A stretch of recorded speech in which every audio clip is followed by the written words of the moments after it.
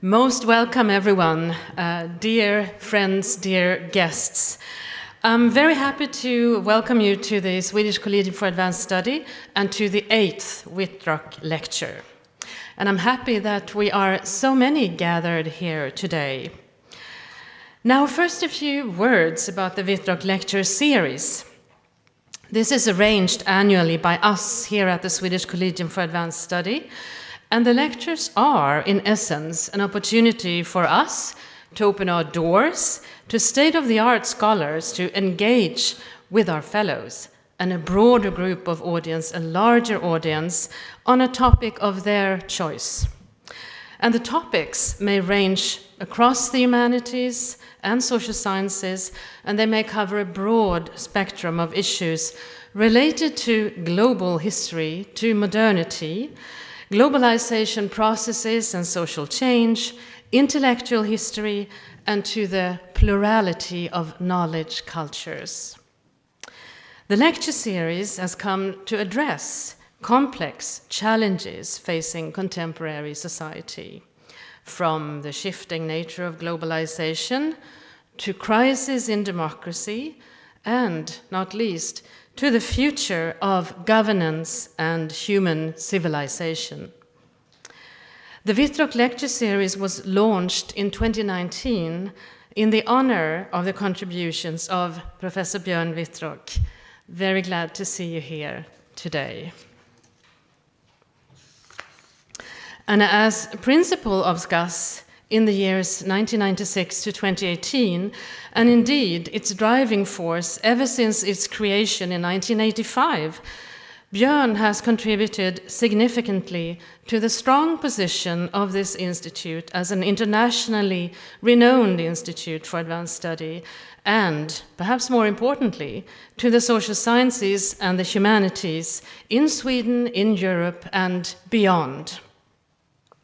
Through his research, he has contributed to the advancement of the sociology of ancient, medieval, and modern societies, to global history, intellectual history, and indeed civilizational analysis. And it is to a core component of civilizational analysis that we now turn, to how and why liberal democracy and cosmopolitan human rights are under siege. We like to think of human rights and democracy as the very hallmarks of civilization. Yet today, both are under unprecedented pressure. Modern human rights discourse emerged, we might say, as an effort to respond to the crises and catastrophes of the 20th century. They were conceived not merely as legal protections, but as a promise that human dignity, freedom, and equality could form the foundation of a shared political future. But across the globe, we are witnessing now the resurgence of fascist movements that thrive on exclusion and on fear, movements that draw strength from the very shortcomings of liberal democracy and of cosmopolitan human rights. The language of rights, once emancipatory, now often feels hollow or even detached from our lived realities. And this raises a pressing question. Have democracy and human rights reached the limits of their current frameworks? Or is it possible to rethink and reinvigorate them so they can fulfill their emancipatory promise? The keynote we are about to hear confronts this challenge directly. It examines why liberal democracy and cosmopolitan human rights have fallen short, how those failures have been politically exploited, and what alternative practices might offer a genuine bulwark against the rise of authoritarianism. It is my very honor to welcome our keynote speaker, Michael Goodhart. Michael Goodhart is Professor of Political Science and of Gender, Sexuality, and Women's Studies at the University of Pittsburgh.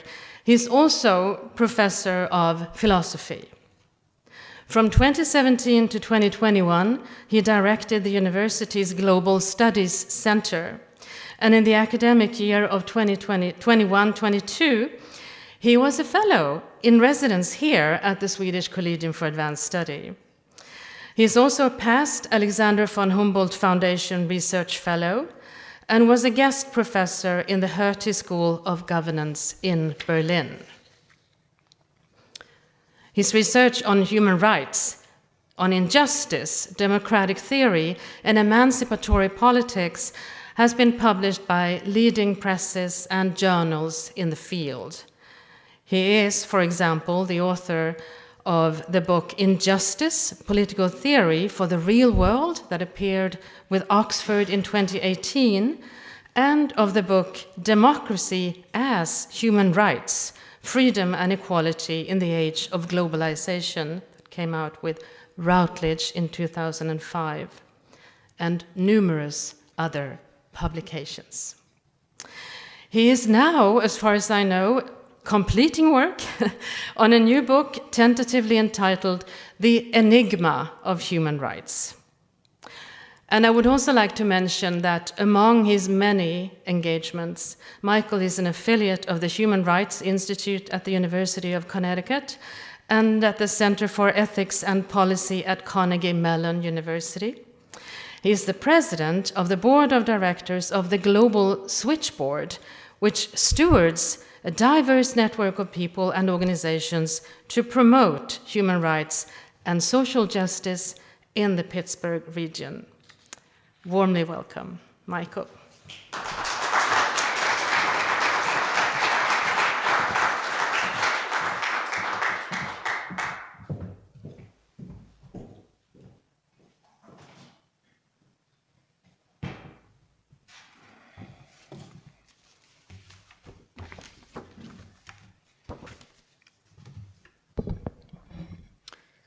Good afternoon. Thank you, Christina, for the introduction. It's an honor and a privilege for me to deliver this 8th Wittrock Lecture and to do so in the presence of the man for whom it is named and of such a distinguished audience. I'm sorry that we're not talking about a happier topic, but there's no more important subject on which I felt I could remark today. The expected outline for a talk like this, for a talk with a title like this one, Human Rights and Resurgent Fascism, might look something like this. Begin with a list of all the ways in which resurgent fascism threatens or undermines human rights. Next, remind listeners that the 1948 Universal Declaration of Human Rights was, if not a direct response to fascism, then certainly a condemnation of the horror and devastation that it unleashed upon the world, and an expression of the aspirations of people everywhere for peace, justice, dignity, and equality. Continue by cataloging some of the many ways that human rights have spoken to those aspirations. And finally, conclude with an exhortation to listeners to maintain the faith and defend human rights and the liberal order from this latest assault. That is not the talk you will hear this afternoon. Not because resurgent fascism poses no threat to human rights. I could rip countless examples from the headlines to prove that it does. And not because I see no role for human rights in the anti-fascist struggle. As I'll argue at the end, human rights, properly understood, can be vital tools for containing and defeating fascism. I won't give that talk because I can't let liberalism and human rights off the hook so easily. Doing so, I believe, would make it impossible to understand what we're up against and how we might counter it effectively. However reassuring that story might be, it would mislead us about the character and causes of fascism, cover up the role that neoliberalism and a certain neoliberal idea of human rights have played in its contemporary resurgence, and mislead us about the wisdom and the political efficacy of doubling down in defense of the liberal order. So now, with your permission, I'd like to start again.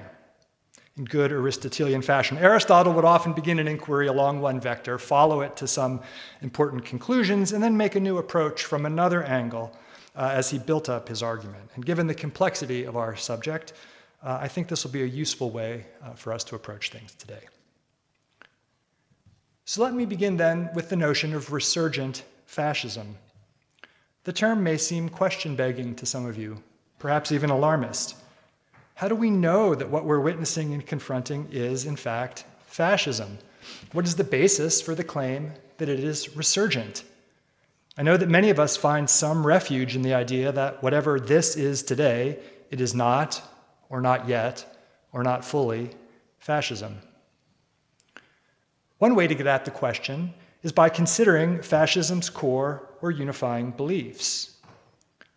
This proves tricky, as most scholars regard historical fascism as ideologically eclectic. Compared to the other significant isms, liberalism, conservatism, socialism, fascism might be described as doctrinally flexible and opportunistic. Roger Griffin, a leading figure in the comparative study of fascism, argues that we can get around this problem by focusing on how fascism appealed to its actual historical proponents and adherents. And according to Griffin, the key idea that animated fascist politics that formed the basis of this appeal is what he calls regenerative ultranationalism. Fascists of all stripes appeal to the rebirth of the pure race or nation as the solution to economic insecurity and social decline. Fascism is therefore a revolutionary program. Restoring the race or nation requires strength and violence. The violence itself often serves as a kind of proof that the rebirth is underway. These ideas form the core of the so-called new consensus in comparative fascist studies that Griffin has played a key role in forging. I would like to propose two amendments to this definition. The first was originally introduced by Andreas Malm and his colleagues in the Zetkin Collective, who argue persuasively, to my mind, that fascist ultranationalism can also be defensive. Defense and regeneration are in fact often connected. Defending the nation from its enemies without and within is a kind of condition of its regeneration. My second amendment is an addition. Fascism is always deeply patriarchal.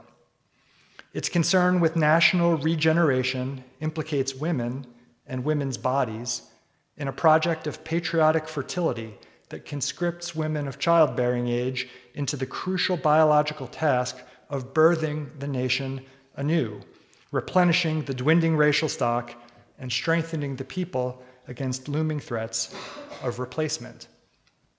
This task is celebrated, often heroized within fascism, and some women have even found it appealing and perhaps liberating, though in the rather depressing sense that for once, some social value is assigned to reproductive labor. This rebirth of the nation thus requires conformity with traditional gender roles as a kind of patriotic duty. The paranoid fury of the fascist assault on those perceived as sexually deviant is part of the broader hyper-heteronormativity needed to ensure that every womb is enlisted in the cause. As Paisley Curra has widely warned, the ultra-right's command to trans people to act your sex has implications far beyond its present deployment in sports and bathroom politics. It is, after all, the command against which feminists have struggled for centuries. If you think I might be exaggerating, think of US Vice President J.D. Vance's views on childless cat ladies who hate themselves and hate America. So with these amendments, then I propose we can understand fascism as violent patriarchal politics of defensive or regenerative ultranationalism. That's helpful, I think, but it's still pretty raggedy, less an ideology than maybe a genre or a repertoire of politics.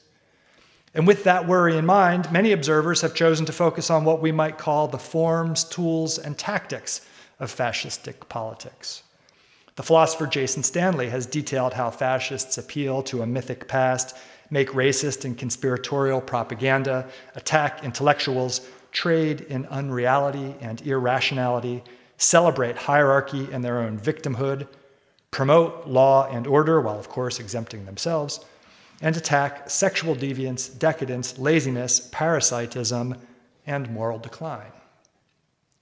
To this list, Umberto Eco adds a reliance on a cult of tradition, the promotion of a sense of belonging in the great race or nation, and a reliance on Orwellian newspeak. Regardless of whether we focus on what fascists believe or on what they do, it seems undeniable to me that we are witnessing, experiencing, a resurgence of fascism today. The evidence is everywhere, but you don't have to take my word for it. Let me read to you from a letter written by some 400 prominent thinkers, including 31 Nobel Prize laureates and many leading scholars of fascism, including Stanley and Timothy Snyder, in a letter that has since been signed by thousands. Quote, "In the past 2 decades, we have witnessed a renewed wave of far-right movements bearing unmistakably fascist traits. Attacks on democratic norms and institutions, a reinvigorated nationalism laced with racist rhetoric, authoritarian impulses, and systematic assaults on the rights of those who do not fit a manufactured traditional authority rooted in religious, sexual, and gender normativity. These movements have reemerged across the globe, including in long-standing democracies, where widespread dissatisfaction with political failure to address mounting inequalities and social exclusion has once again been exploited by new authoritarian figures."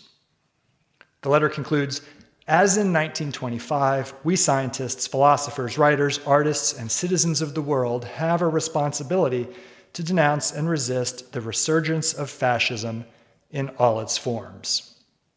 Their words, not mine. I acknowledge and deeply regret that many of the most egregious examples of this politics today emanate from my own country. But I also caution that this politics has been ascendant, arguably for longer, on this side of the Atlantic as well. And I think that it's very important that we pay attention not only to those trends, but to the ways in which these movements work, often in close coordination with one another. So far, I've argued that the noxious ideas, ugly tropes, and violent tactics of fascism are on the rise today. If you'll allow me a brief but important digression, it's important to use terms like resurgent and on the rise rather than emergence or reappearance. Fascism, as Alberto Toscano observes in his probing book, Late Fascism, never fully goes away. For many victims of racialized state violence, fascism is an enduring reality. The state is not one, Toscano reminds us, but is experienced differently by differently situated people. No person of color in the United States, living in dread of the police, judicial, carceral system, could doubt the constancy of fascism. No person housed in the refugee-filled concentration camps on the edges of Fortress Europe could fail to understand this. Still, there are those who deny that we are experiencing fascism today. Larry Diamond, a prominent American sociologist, said recently in an interview that he prefers, quote, "to talk about fascistic properties or features rather than fascism per se, because I don't think we have the fully formed classic version of it in many places today. But there is a lot of fascistic behavior, organization, and intent that's spreading around the world." In the same interview, Diamond defines fascism as consisting in extreme authoritarianism, violations of civil liberties and individual rights, a leader cult, suppression of the opposition, expansionist threats, and the celebration of violence as a way to acquire and maintain political domination, including through the reliance on irregular or shock troops. I'm curious what exactly he thinks is missing. Now, it's hard to know whether Diamond is genuinely confused or simply pandering. He's a card-carrying member of the conservative establishment in the United States with an appointment at Stanford's Hoover Institution to prove it. What's interesting here is not Diamond's equivocation, which to my mind is perfectly predictable, but his reference to a so-called classic version of fascism. For a long time, the European fascisms of the interwar period were treated as archetypes, though today most serious scholars have abandoned this thinking.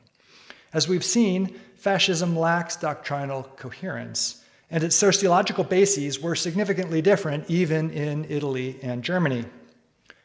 That a proper Italian noun was used to refer broadly to similar political movements of the 1920s and 30s is no reason to assign theoretical priority to interwar European fascisms. In fact, making capital F fascism and Nazism the yardsticks by which we measure all ultra-right politics invites confusion. It rules out instructive cases that we should bear in mind, most notably the United States under the Black Codes and Jim Crow, and South African and Israeli apartheid. No less an authority than Robert Paxton has suggested that the KKK might be the originary fascist movement. And as Aimé Césaire, Frantz Fanon, Malcolm X, Angela Davis, and many others have argued, colonialism, whether in its international or domestic forms, is an important instance of fascist politics. In short, there's simply no reason to assume that all historical fascisms are or must be alike.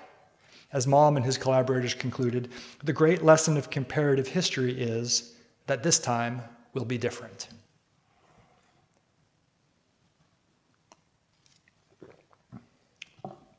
So I've argued fascism is resurgent. Why?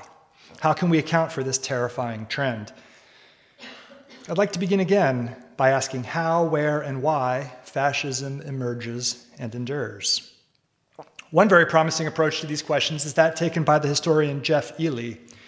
Ely investigates what he calls fascism-producing crises. Historically, he argues, fascists have come to power only when two conditions are met. There is a severe crisis besetting the polity, and some segment of the political elite or establishment is willing to invite fascists into power. It's often said that fascists have always taken power through elections and never by force. That's not quite right. While they have come into government through elections, fascists have only come into power by invitation, though today we might have to add by acquiescence of the elites. I like Ely's approach, but I agree with Paxton, who insists that we shouldn't limit our interest to cases where fascist movements obtain formal state power. Other fascisms exert significant influence over political events and social life, often through paramilitary groups, the Proud Boys, the RSS, that mete out violence on the enemies of the ultra-nation. We should broaden our focus then to include all of the crises that enable or foment fascism. We must analyze the putrid soil in which fascism takes root and grows. So what kinds of crises enable fascism? The answer, according to the brilliant Hungarian political economist Karl Polanyi, is that fascism springs from the insurmountable tension between capitalism and democracy. As he explains in his 1944 masterpiece, The Great Transformation, fascism results from twinned economic and political crises. The political crisis consists in the inability or the unwillingness of liberal elites to address economic crisis, an unwillingness that Polanyi attributes to their unwavering confidence that the unfettered or self-regulating market will resolve that crisis on its own. This confidence, he wrote, would result in the annihilation of human society. Most of Polanyi's book traces the genealogy of this blind faith in the market as a mechanism of social organization that maximizes individual freedom, narrowly understood as non-coercion. Polanyi shows how this faith was born and nurtured in a profound misreading of history, one that was encouraged, temporarily and in part, by imperial expansion. Imperialism mitigated by exporting some of the most dire social and material consequences of this misguided faith. Ironically, the liberal elite's refusal to intervene was itself a profound disruption of what Polanyi famously called the double movement in society. As industrialization and capitalist development proceed according to the principles of the self-regulating market, the first movement, society organically responds, this is the second movement, with measures to tame and transcend the market by subordinating it to democratic control. This second movement Polanyi simply called socialism, which he defined as the extension of the democratic principle to the economic sphere. To liberal elites, any such extension was anathema. They regarded reforms involving planning, regulation, or control of the economy as a kind of freedom-destroying violence, and they remained steadfast, obstinate even, in their conviction that only the self-regulating market could resolve the crisis produced by the self-regulating market.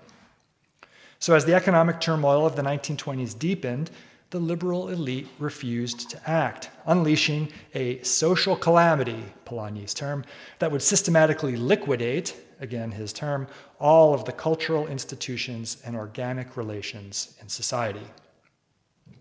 The ruling elite, variously incompetent, delusional, and feckless, could neither acknowledge nor address the fundamental incompatibility of capitalism and democracy. This, in his view, left only two solutions. Quote, the extension of the democratic principle from politics to economics, that is socialism, or the abolition of the democratic political sphere altogether, fascism. Eventually, Polanyi writes, the moment would come when both the economic and political systems were threatened by complete paralysis. Fear would grip the people, and leadership would be thrust upon those who offered an easy way out at whatever ultimate price. The time was ripe for the fascist solution. Polanyi was not alone in recognizing the dual nature of this crisis. Already in 1923, the incisive German communist thinker and organizer Clara Zetkin had described fascism, quote, as the result of the decay and disintegration of the capitalist economy, end quote, and as a symptom of the dissolution of the wider society.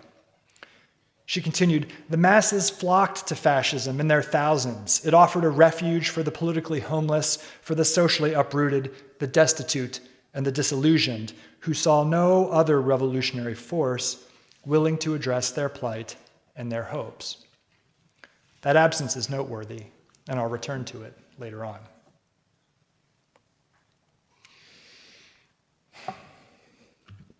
If fascism is enabled by dual economic and political crises, what makes it appealing to real people who find themselves living through these crises? To address this question, I'll begin again. In late fascism, Toscano reads the popular appeal of fascism through an illuminating critical synthesis of work by Theodor Adorno, Norbert Gutermann, and Henri Lefebvre. I'm going to quickly summarize, slightly modify, and possibly mangle Toscano's analysis here in hopes of clarifying for you the connection between the social frustration and alienation that people experience during severe economic and political crises, and the distinctive response that fascistic politics offers. Life in complex capitalist societies is increasingly disorienting. One has to reckon with lots of big abstractions: credit, profit, finance, trade, capital itself. But these are real abstractions in the sense that they actually shape and constrain people's everyday lives, as for instance when they might seek a loan or lose a job due to tariffs or outsourcing. Most people are ill-equipped to make sense of these abstractions, and as a result, they tend to internalize feelings of incapacity and helplessness. Their survival is tied to an economic system they can neither influence nor comprehend. Democracy promises to give people control over their society and their shared fate, but liberal democracies cannot deliver on this promise, constrained by the refusal of elites to subordinate the economy to popular management. As a result, people experience political futility on top of economic incapacity. Many people become indifferent to democracy. Some may even come to resent or despise it. The fascist imaginary offers a kind of coherence and stability in response to the vertigo of existence in these conditions. It does so by making the abstractions concrete through stereotypes and conspiratorial thinking in a way that provides people with a false, but nonetheless palpable sense of understanding and agency. If finance capital is difficult to understand, a cabal of Jewish bankers is much easier. If high housing costs seem hopelessly complex, blaming migrants for driving up demand makes a certain kind of sense. Fascism explains, the scare quotes are because it's really no explanation at all. It explains complex social reality by blaming the Jews or the migrants or the queers or the communists who are made to personify the abstractions in a kind of collective compensatory fantasy. People can direct their fear, rage, and anxiety at these outgroups who embody the abstractions that they cannot grasp, but nonetheless feel to be the source of their precarity. It's obvious what an easy step it then is from the personification of social ills to violence against those who embody them. Indeed, the violence provides an affective release for the kind of cognitive dissonance that these non-explanations create. Here I'm going beyond Toscano, by the way. But I think this clarifies why quietly detaining and deporting unauthorized migrants simply won't do. The spectacle of masked ICE agents dragging citizens half naked from their homes, attacking peaceful protesters with chemical weapons, leading migrants away in shackles, and almost randomly executing protesters in the streets is what does the political work of providing catharsis. The violence, the spectacle itself, is what allows frustrated, alienated people to experience some release, to take a kind of direct or at least vicarious revenge against those who they've become convinced, or at least allowed themselves to believe, are responsible for the genuine ills that they experience every day. Now, psychologists have debunked the idea that venting or catharsis might diminish future inclination to anger or aggression. In fact, research shows the opposite. Violence predicts future violence. That means that catharsis is no solution to social problems, but that's my point. This same research confirms that people do experience pleasure or release when they engage or participate, either directly or vicariously, in violence. And that's my point. Not that catharsis is a solution, but rather that it is a compensatory non-solution. The compensation comes in the form of the pleasure and release that people experience in the moment. That this makes them more likely to seek or engage in violence in the future simply reaffirms, first, that fascism is no solution at all, and second, it provides some insight into why violence seems inevitably to ratchet up in fascist societies. W.E.B. Du Bois understood this mechanism clearly. He recognized that for the white working class of the U.S. South, a white supremacist regime of open violence and legal domination of blacks paid a valuable psychological wage that compensated their lack of economic opportunity and political agency with an unshakable sense of racial superiority through domination. Plenty of research confirms that this kind of domination can create or solidify in-group bonds. So when people cheer on ICE agents or celebrate the burning of a Quran in a migrant neighborhood, they are participating in a collective, compensatory fantasy. The illusory nature of the solution provided by this violence does not diminish its satisfying effects or reduce its political payoff. It's also vital to understand that violence against targeted populations is what creates and maintains their status as outsiders and enemies. People become outsiders and enemies through violence, through the degradation that they suffer. This is the conclusion of a diverse assemblage of scholars of race, including Du Bois, Oliver Cromwell Cox, Fanon, Omi and Wine, and Fields, and many others, all of whom argue from different perspectives that racism produces race, that laws, institutions, and violence create race as a socially salient category. Think of it this way. The pure race, the great nation, is a myth. It's a construct. How is it constructed? Through the domination and dehumanization of its others. Violence against migrants, whether committed by the mob or the state, whether spectacular or routine, is what makes them outsiders. Only people who get treated this way can possibly deserve to be treated this way. Scholars of genocide have observed this same phenomenon. The victim group must first be created through dehumanization before it can be eradicated. Tutsis had to become cockroaches before they could become targets. I don't mean to deny that there are long-standing patterns of discrimination and exclusion and hatred in many societies. But these patterns have to be maintained through continual dominance and degradation if they're to remain socially salient. To put the point differently, one is made, not born, an outsider, and the making occurs through violence, whether the spectacular violence of brown shirts or the everyday legalized violence of black codes. A few people will always believe in blood libel or replacement theory, but to get the masses on board requires flagrant, systematic, sustained public violence and the rhetoric that justifies it by tying it to that larger compensatory fantasy. This is one reason, by the way, why simply asserting human rights in response to fascistic violence doesn't work. Those who are being targeted are not victimized because people have not realized or somehow forgotten that they are human. They are targeted in order to dehumanize them. Depriving them of their rights is the point. When others seek to defend their rights, they simply reveal themselves to be enemies of the people too, race traitors, communists, and the like. Domestic terrorists is a word we hear lately. My larger point here is that fascist violence is purposeful, although it can often seem random. Violence is part of the non-solution that fascism offers because it reinforces feelings of superiority and in-group solidarity while providing an emotional release for people's real economic and social frustrations.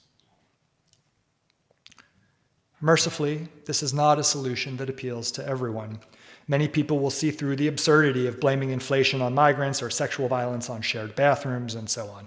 Many people will recoil in horror from the violence and cruelty of fascistic politics. That said, let me remind you of Zetkin's observation that the appeal of such politics is greater in the absence of alternative narratives that might help people make sense of the world that they must navigate. This, I believe, is a sobering observation when we reflect that since the 1990s, the parties of the erstwhile left have fully embraced neoliberalism and tried, on the whole rather unsuccessfully, to compete with the right on the terrain of culture. Sherry Berman has been an acute observer and critic of this trend. I'm happy to talk more about this in the Q&A if people want, about the politics of it in particular. But for now, let me simply remind you of the open letter I cited earlier, which echoes Zetkin in observing that in the past 2 decades, far-right movements have surged wherever there is, again I'm quoting, widespread dissatisfaction with political failure to address mounting inequalities and social exclusion, end quote. In short, wherever economic crisis meets political impasse, the ultra-right is ascendant. For we students of Polanyi, this seems ominous.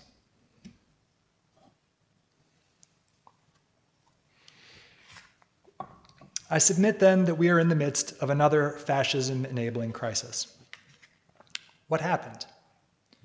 To explain and to finally bring human rights back to the center of the story, we must begin again, this time at the conclusion of the Second World War.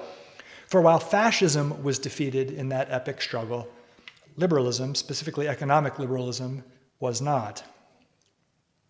Initially, at least, it seemed to have been tamed, chastened. The hallmark of what the French describe as les 30 glorieuses, the 30 marvelous years of peace, stability, and growing prosperity in Western Europe following the war, is a testament to this. Globally, a system of international financial institutions, the so-called Bretton Woods system, was designed to ensure economic growth and stability through international cooperation. The United Nations was intended to maintain peace and facilitate international cooperation. These systems were set up specifically to prevent the recurrence of economic and political crises. In 1948, the Universal Declaration of Human Rights outlined the promise of freedom, dignity, and equality for everyone, which underwrote these guarantees. That, at least, is the official story. Of course, the Cold War, the UN Charter's irreconcilable commitments to human rights and to sovereignty, the reluctance of Europeans to relinquish empire, the rich countries' rejection of a new international economic order to help bring economic independence and liberation to the newly politically independent peoples of the Third World, and the enduring scourges of racism and apartheid meant that these efforts were always partial, halting, contradictory, and subordinate to the economic and political interests of the most powerful state.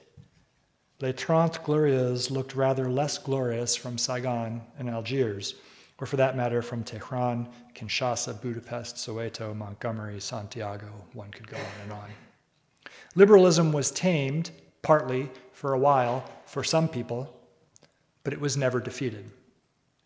In fact, an influential group of thinkers who called themselves neoliberals was working tirelessly to repair and restore liberalism. Their fidelity to the self-regulating market was unwavering, and they held the economy, which they regarded as mysterious and unknowable, in a kind of almost mystic reverence. As Quinn Slobodian chronicles in Globalists, his masterful study of these men, they were all men, the neoliberals, like Polanyi, had concluded that the self-regulating market was a myth. But they drew a rather different lesson from this realization.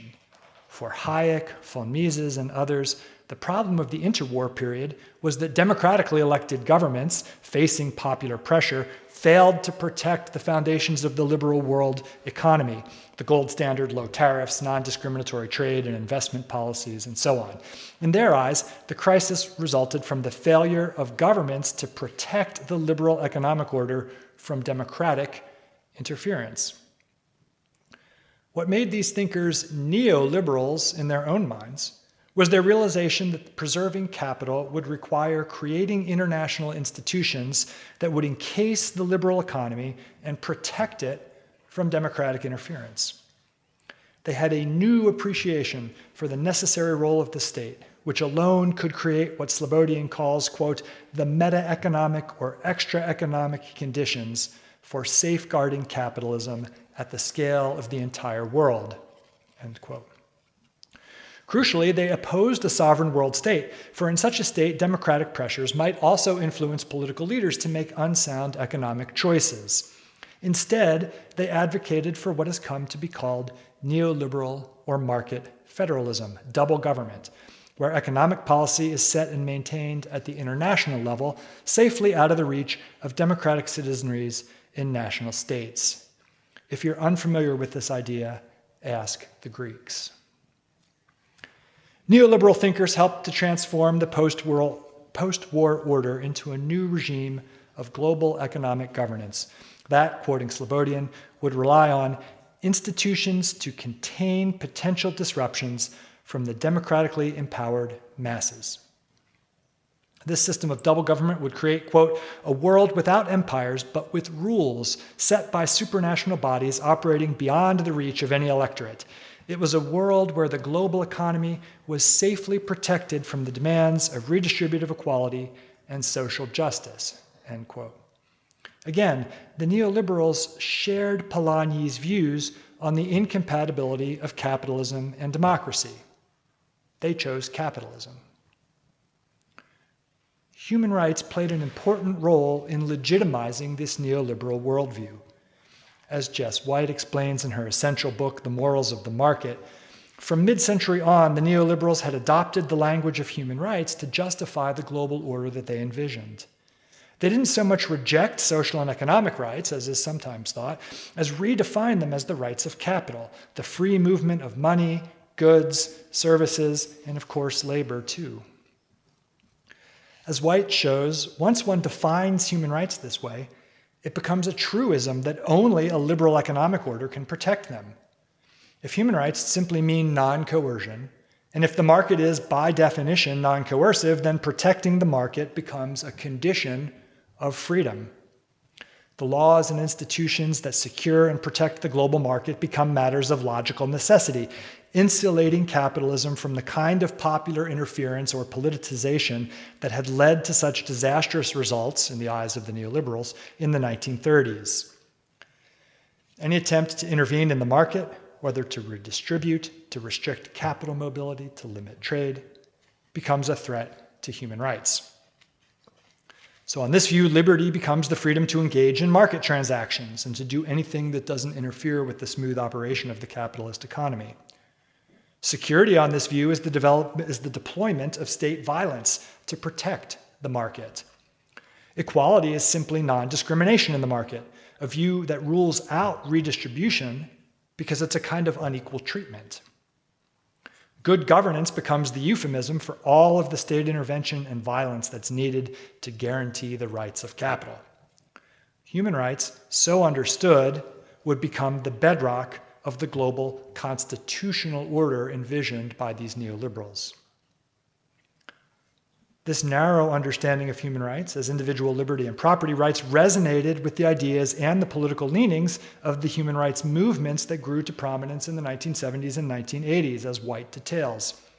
Some of these campaigns were created specifically to provide human rights arguments against the new international economic order. While the big human rights organizations were willing to criticize authoritarian regimes for things like torture, detention, and disappearance, they stayed scrupulously silent on political questions of economic justice. As Samuel Moyn argues, this tendency was reinforced by the late 1980s when democratization movements in Eastern Europe emphasized civil rights and individual liberty in their struggle against authoritarian regimes which were, despite manifest and severe shortcomings, solid on social and economic rights. At the end of the Cold War, this neoliberal understanding of human rights slid neatly into place as the ethical basis for neoliberal global governance. Commenting on the Velvet Revolutions of 1989, Ernst Ulrich Petersmann, a German neoliberal regarded as the chief architect of the GATT-WTO system, called for, quote, another human rights revolution in favor of non-discriminatory open markets, global competition, and more effective protection of human rights, end quote. Instead of subordinating capitalism to democracy, the neoliberals created a world order that insulated global capitalism from democracy through an increasingly intricate and intrusive regime of neoliberal global governance. As Mark Blythe succinctly put it in a blurb of Slobodian's book, neoliberals reinvented global liberalism to make capitalism safe from democracy. Polanyi had been turned on his head. Under this neoliberal regime, inequality has skyrocketed. Wealth has been redistributed upwards and concentrated in fewer and fewer hands, and organized labor has been subjected to ferocious attacks.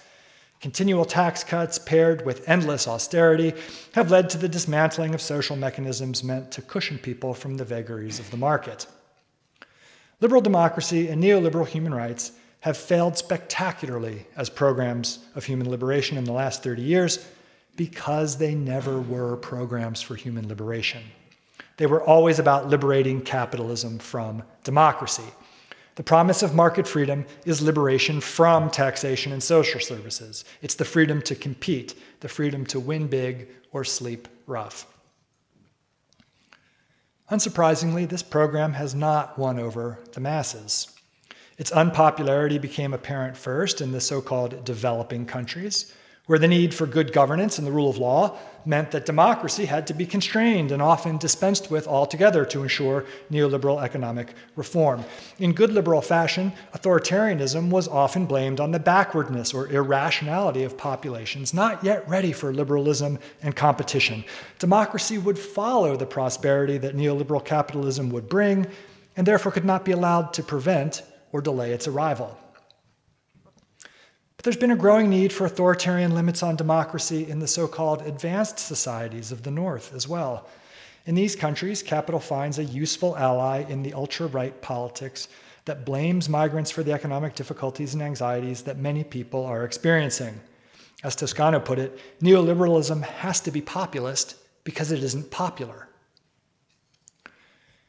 The point here is that liberal democracy and human rights are deeply entangled in the production of economic crisis and political paralysis. The ultra-right sees and is exploiting these connections. To help us see them, we can turn to Jacques Rancière's illuminating critique of human rights. He observes a widespread feeling in the rich countries that human rights have become empty or useless. As he so vividly put it, quote, "When rights are of no use, you do the same as charitable persons do with their old clothes." you give them to the poor. Those rights that appear to be useless in their place are sent abroad along with medicine and clothes to people deprived of medicine, clothes, and rights. And it is in this way that the rights of man become the rights of those who have no rights, the rights of bare human beings subjected to inhuman repression and inhuman conditions of existence. They become humanitarian rights. Rights become empty, Rancière argues, because they have been depoliticized. They're no longer useful in contesting social exclusion and challenging social hierarchies, including, I would emphasize, social inequalities and economic precarity.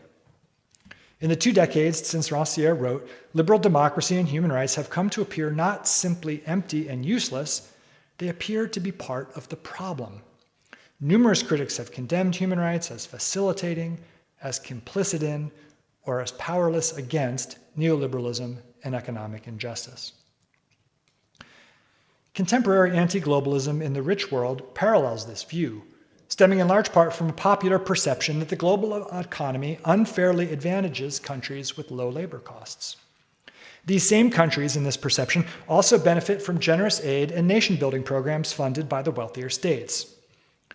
Ironically, then, people dwelling in the rich countries, which have benefited tremendously from the hierarchical economic arrangements of the global economy over the past few centuries, nonetheless feel themselves to be tremendously aggrieved by globalization. And they're not altogether wrong.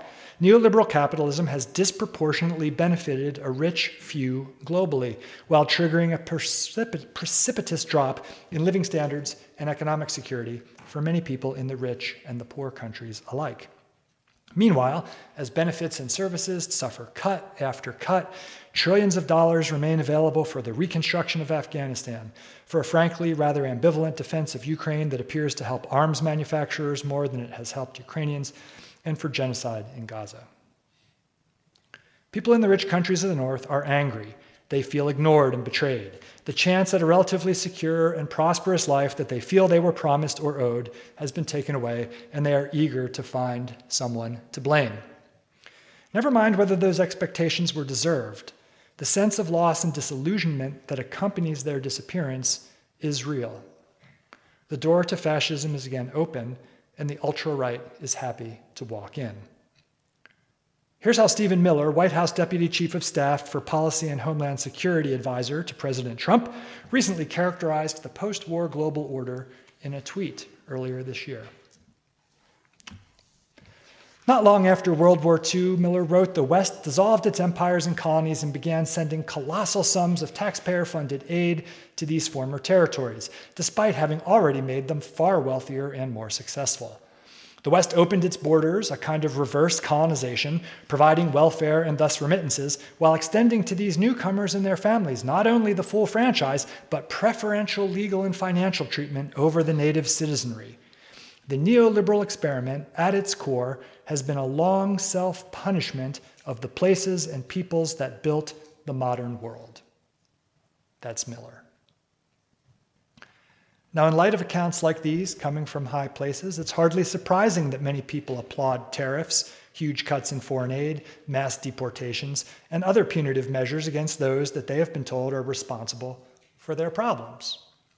It's no wonder that they despise the political class that shamelessly promoted neoliberalism, often while enriching themselves. The anti-woke cultural politics of the ultra-right, its venomous attacks on equity, diversity, inclusion, and on minoritized populations more generally, are the domestic flip side of this reaction against neoliberal globalization. While rights in rich countries may have been discarded as useless by members of privileged majority groups because they're not helpful in combating social and economic inequality, they are nonetheless indispensable for minoritized populations who endure multiple and overlapping forms of oppression. Rights protections for members of these groups matter, and programs that expanded their rights are just and necessary. Intersectional politics that attends to people's different social positions and experiences is an integral and urgent part of any broad-based program of liberation. The problem is that having abandoned any socialist commitments, and increasingly shy even of social democratic ones, politicians of the erstwhile left increasingly embraced a version of identity politics that ignored social and economic issues while promoting programs and protections for minoritized populations as a way to burnish their progressive credentials. This politics, cynically shorn of its necessary historical connection with social and economic liberation, and therefore deprived of a solid foundation in a cross-racial, class-based coalition for justice, was easily caricatured by ultra-right agitators as a divisive demand for special treatment on the part of minoritized groups, and used to whip up resentment among the anxious white majority. Please don't mistake me. I'm not blaming identity politics for resurrecting fascism, as some commentators have done. I'm blaming liberals. My point is that for a long time, liberals have ignored or avoided questions about rising debt, inflation, inequality, unaffordability, and social instability, as well as the collapse of communities, and that their instrumental embrace of a hollowed-out identity politics was mainly a strategy of distraction and evasion. Meanwhile, the ultra-right does not shy away from these economic questions, even if its answers are ludicrous. When people are angry and afraid, they become more susceptible to fascistic propaganda, again, especially in the absence of any genuinely liberatory alternative. It's worth remarking in that connection that 10% of the people who voted for Zoran Mamdani, the new Democratic Socialist mayor of New York City, had voted for Donald Trump in a presidential election less than a year earlier. In addition, it's often not the worst off, but rather those who feel that they still have something to lose, who gravitate toward a politics that promises to restore what's been lost.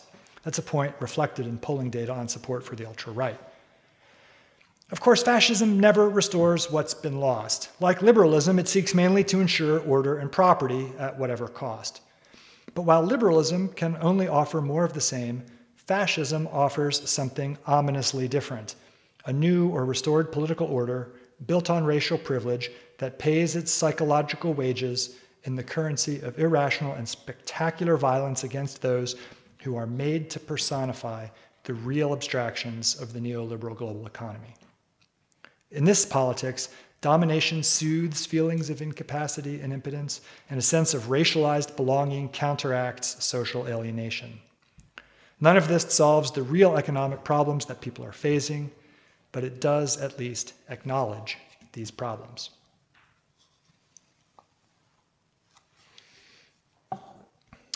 Does this mean that democracy and human rights are exhausted? Is there no role for them in resisting and overcoming resurgent fascism? Let me begin one final time on a somewhat more optimistic note. I should warn you that my colleagues tell me I'm not very good at the optimistic part, but I'm trying. Hope has to be founded in honesty, however, not in unwarranted optimism, which is oftentimes just nostalgia for a liberalism that never was. Given everything I've said this afternoon, human rights might seem hopelessly compromised, like they are part of the problem, or in any case, inadequate or ill-suited for addressing it. Again, many critics have reached precisely this conclusion, pointing not only to their neoliberal entanglements, but also to their long and ugly imperial histories and their problematic universality. At the same time, many activists and movements remain committed to human rights as an indispensable part of their practice.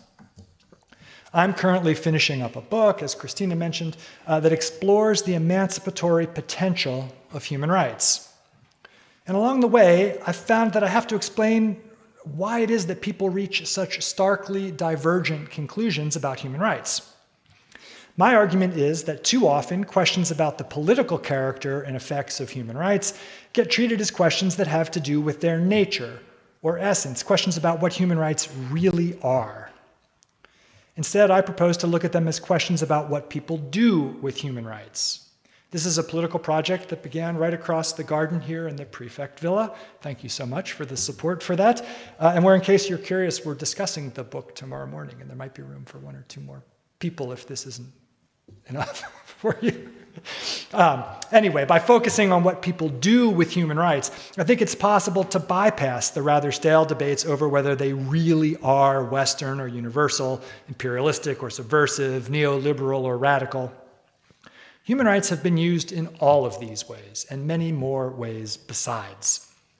Focusing on what people do with human rights helps me to show that we're not stuck with this neoliberal version that so many critics have rejected, that has been experienced by so many people in the global south as part of this program of the imposition of a very oppressive economic system. We can do human rights differently. My approach directs our attention away from broad and probably unanswerable metaphysical questions about the nature of rights and toward practical questions about what role human rights have played and might play in emancipatory political struggles.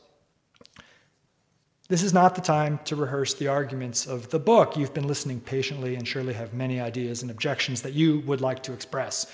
So let me conclude with two observations, one about fascism and one about human rights and anti-fascist politics. First, with respect to fascism, the key is to attack the roots of the political crises that enable it. It won't work, as I think Kamala Harris learned, to try to frighten people about the dangers of fascism without offering a program to address the crises that are enabling it. Donald Trump's political success comes not from his policies or certainly his personality, but from his promises, always ultimately empty, to address these crises. On the subject of Mr. Trump, his purposeful dismantling of the global constitution that neoliberals constructed to protect the global economy from democratic interference creates a political opening. One would, of course, wish that it were happening otherwise, peacefully, respectfully, multilaterally, instead of in a fit of narcissistic grievance and megalomania. There is an opening nonetheless. At the moment, that opening is facilitating gangster capitalism, but it might be seized instead to remake the global economy more democratically, for people rather than for profit. Sadly, there's every indication that should liberals regain power, they would rush to restore the neoliberal economic order and hail this as a victory and themselves as our saviors, which is why I think they're unlikely to regain power. The product they're offering is not only past its use-by date, it's rotten and it reeks. That, I have been arguing this afternoon, is why we have fascists in the first place.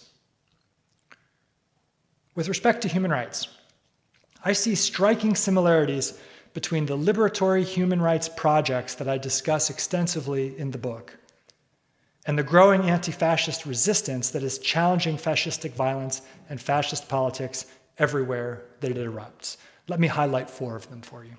First, that resistance is intersectional. It's broad-based, multiracial, and intentional about the need for people protected by various kinds of privilege to take frontline roles in confronting the agents of state violence.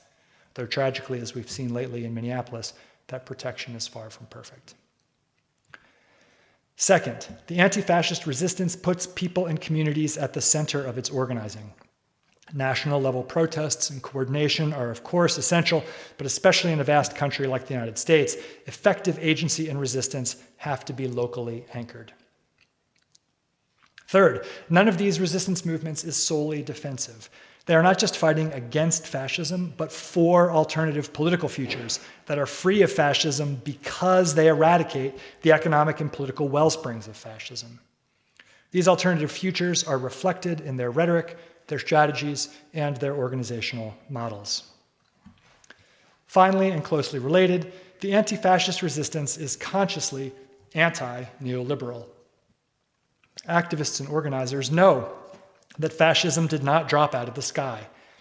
Fascization has been a gradual process linked to neoliberalism's growing reliance on violence to keep capitalism safe from democracy. We see this violence in schools, in prisons, in the dismantling of the welfare state, at the border, and increasingly in the streets. In the book, I argue that human rights can be used for emancipation. Given everything that I've said here today, I hope that counts as at least a somewhat optimistic conclusion. The similarities I've just shared with you, again, between these emancipatory human rights projects that I've studied and the anti-fascist resistance, further suggest that emancipatory human rights might be put to good and important use in a larger anti-fascist politics. More optimistic still. In the end, however, fascism is not a theoretical problem. We need to make that politics. Thank you.